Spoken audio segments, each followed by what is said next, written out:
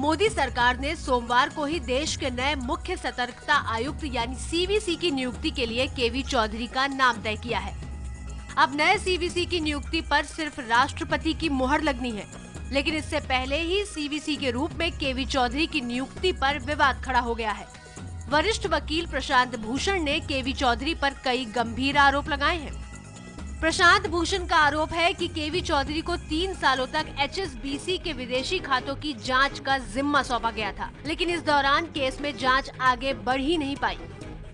प्रशांत भूषण का आरोप है कि स्टॉक गुरु घोटाले में भी केवी चौधरी की संदिग्ध भूमिका रही है, जिसकी जांच सीबीआई कर रही थी, लेकिन जांच के दौरान चौधरी कई बार सीबीआई डायरेक्टर से उनके घर जाकर मिले। इनका रोल स्टॉक गुरु स्कैम में सीबीआई इन्वेस्टिगेट कर रही थी। ये सीबीआई के जो पूर्व डायरेक्टर थे रंजीत सिन्हा, उनके घर में बार बार जाकर चुप कर उनसे मिलते थे।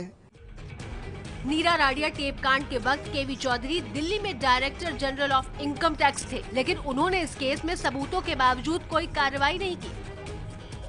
प्रशांत भूषण का आरोप है कि इनकम टैक्स विभाग में 2G घोटाले की जांच का जिम्मा भी केवी चौधरी को ही सौंपा गया था, लेकिन उनके कार्यकाल में केस आगे ही नहीं बढ़ पाया।